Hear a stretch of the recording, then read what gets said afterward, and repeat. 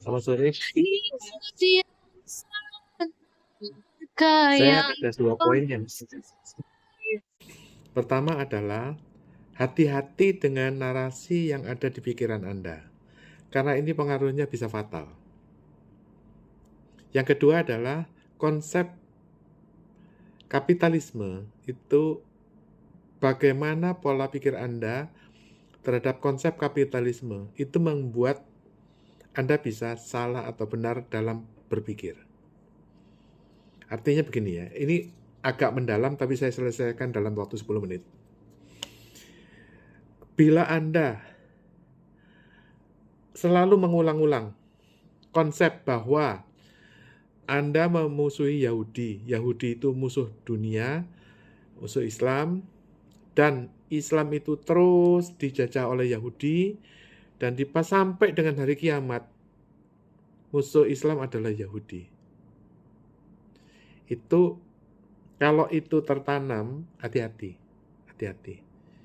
Ya, jadi sekarang ini seluruh dunia, nggak cuman Islam aja, seluruh dunia itu termakan oleh narasi ini bahwa seluruh keruwetan, jadi kalau misalnya resesi itu pasti Yahudi, gara-gara Yahudi. Lalu kemudian gara-gara tingkat kemiskinan di Amerika itu naik, itu gara-gara Israel.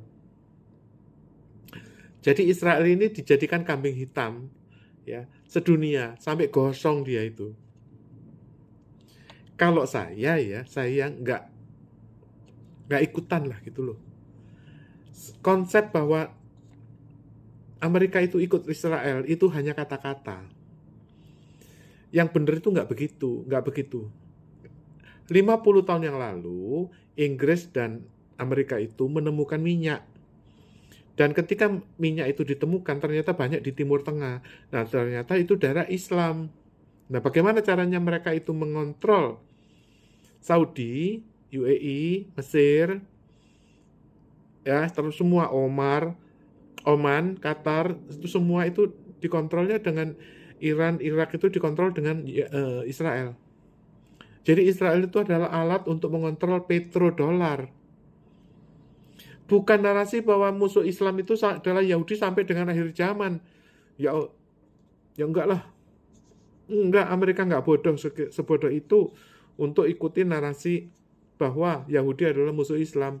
Dia enggak peduli mereka seorang satu. Amerika itu enggak pernah baca Quran. Enggak peduli dengan isu begituan. Mereka pedulinya itu ini.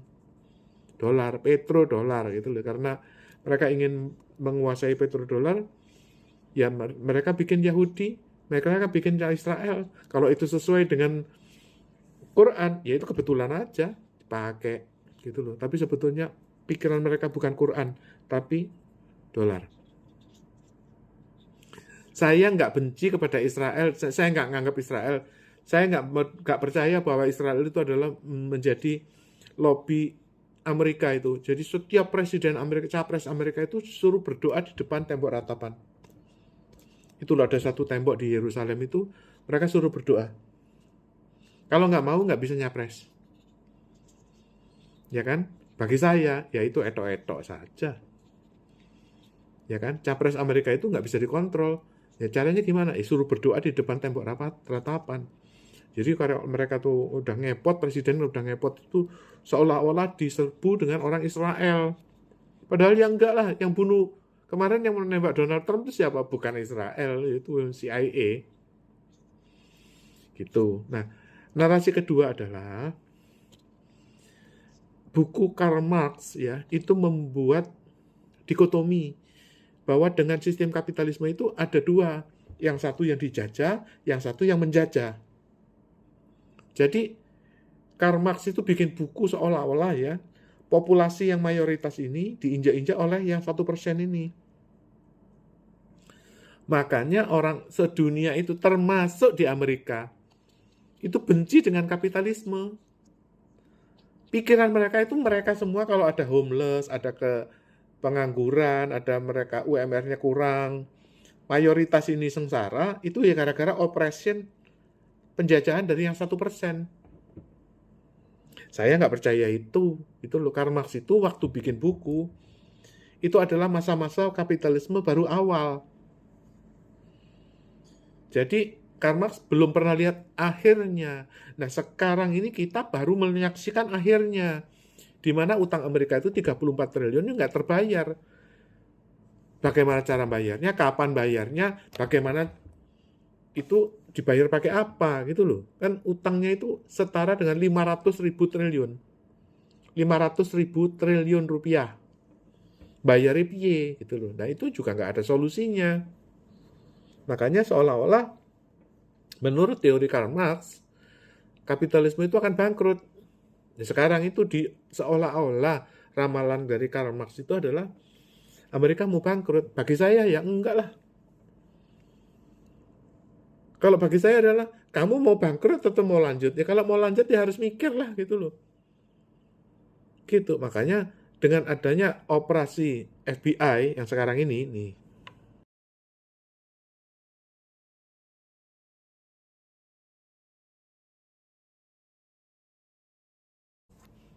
adalah merampas money laundering. Itu adalah Panama Papers, orang yang terkaya se-Indonesia, 2.000 nama-nama orang terkaya di Indonesia. Itu dicoba dulu dirampas, masuk ke Bank Indonesia.